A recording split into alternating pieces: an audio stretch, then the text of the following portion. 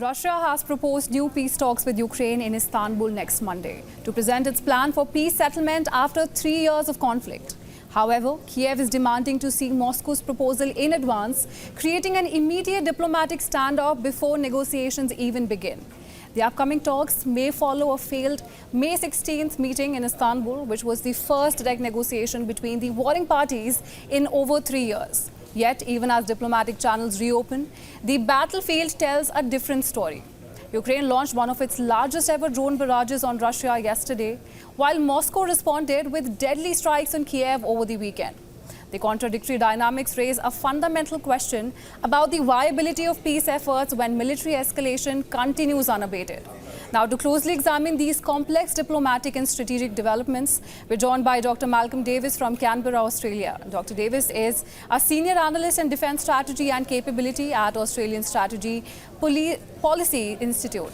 Thanks for joining us on WION, Dr. Davis. It's my pleasure. Dr. Davis, let me start by asking, what do you think about the upcoming talks in Istanbul between Russia and Ukraine next Monday? Do you anticipate any significant shifts in conflict dynamics following their recent direct talks that failed to yield a breakthrough?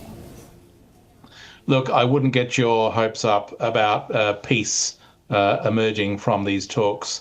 I think what you will see is Russia either will find an excuse not to attend at the last moment, or if it does attend, it will present maximalist terms to impose peace on Ukraine, which will be understandably unacceptable to Kyiv.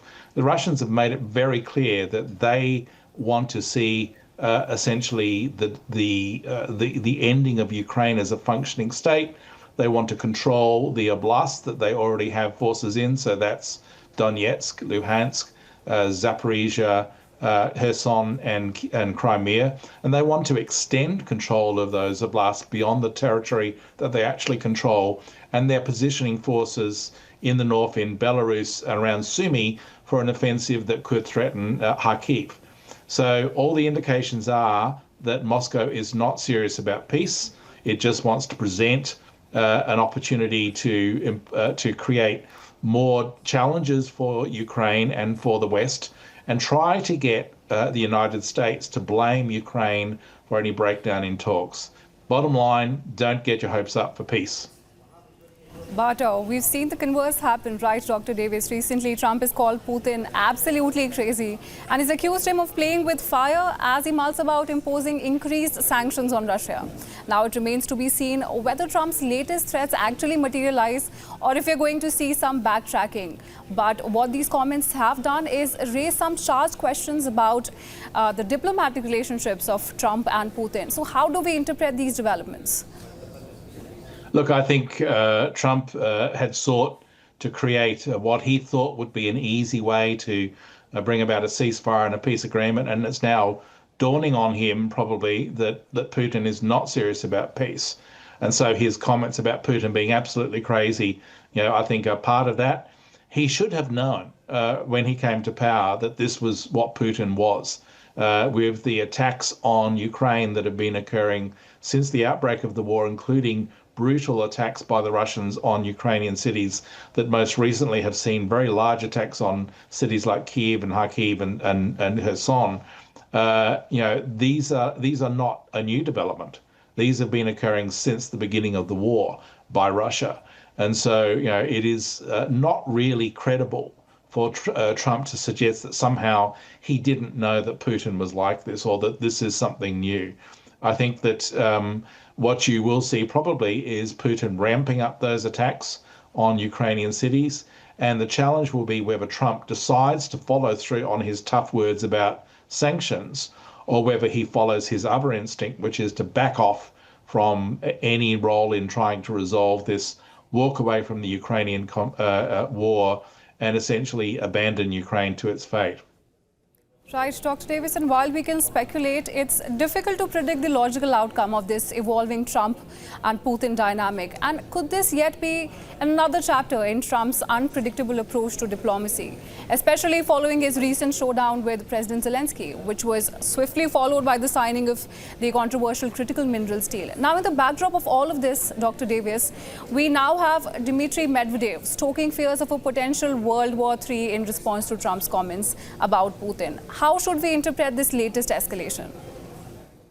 Look, Medvedev is constantly talking about World War III, and so a lot of people no longer pay him much attention. He doesn't have much credibility whatsoever, probably doesn't have much credibility inside Russia either. But I don't think that we should take that to imply that escalation isn't going to happen or escalation isn't possible. I think the big concern at the moment is that Russia will gain some sort of success in Ukraine, that the United States would walk away from Ukraine, abandoning Ukraine to its fate. The Europeans probably wouldn't be in a position to fill the gap left by American military assistance. And then what you could see further down the track within, say, 1 to 3 years is the opportunity for Russia to regroup and rearm and then direct its attentions towards NATO's eastern frontier. So if we're talking World War III scenarios, I think the scenario is more likely that in 1 to 3 years, a victorious Russia, emboldened by success in Ukraine and rearmed and ready for more territorial expansion, would try to, for example, create an incident along NATO's eastern frontier, perhaps by attacking one of the Baltic states, with the aim not to invade NATO per se, but to essentially break the will of NATO. Putin, ultimately, what he wants, seeks to dictate the terms of NATO's capitulation in Eastern and Central Europe. Ukraine is but the first campaign in a wider war. And I think that this is what is concerning Europeans now, is that they are facing the prospect of that wider war breaking out along NATO's eastern frontier. And so you're seeing the rapid rearmament of European states preparing for that possibility, particularly when they're confronted by the possibility that the United States might turn away from Europe and abandon them. So I do think that if we're talking World War III, it's not going to happen within the next few months. It's more likely to occur in, say, 1 to 3 years' time if Russia does emerge successful in Ukraine. Right, and everything said and done, Dr. Davis, on one hand, diplomacy is on the table. On the other hand, escalation continues on the ground, and most recently, with Germany pledging 5 billion euros in aid to Ukraine and helping them fund the production of these long-range weapon systems. Now, according to you, are these contradictory dynamics compatible with realistic prospects of a resolution? Well, firstly, Germany's assistance to Ukraine is not escalation. It's assisting the victim of an aggression by Russia. So it's wrong to call it escalation. I think what you are seeing is Europe recognizing that Ukraine is in a perilous situation and is stepping into the breach, perhaps left by the Americans, to try and ensure that Ukraine doesn't suffer a defeat by an aggressive Russia. But certainly I think that the Russians will try to paint European military assistance to Ukraine, whether it comes from Germany or France or the United Kingdom, as some sort of escalation, and use it as a justification not to pursue peace talks. And we get back to the point that I was making earlier. Putin is not interested in peace. What he wants to do is string out negotiations to try and wear down the resolve of the Americans so that they walk away from Ukraine, basically leaving Ukraine at Russia's mercy. The Europeans may not be in a position to fill that gap, because left by the American military assistance, because they are concerned about their own security in the face of that longer-term prospect of Russian moves against NATO's eastern frontier. And what you're left then is with Ukraine relying on its own military capabilities, its own defense industrial capacity. That's not enough to resist the Russians. The Russians win, and therefore they're emboldened, they rearm, and then they move against NATO's eastern frontier. That is the most likely scenario I see coming out of this current period of a combination of diplomacy and negotiations on and off versus brutal Russian attacks on Ukrainian cities that have occurred just recently. Right, of course, we'll have to wait and watch and see how the situation progresses, especially after the talks on Monday in Istanbul.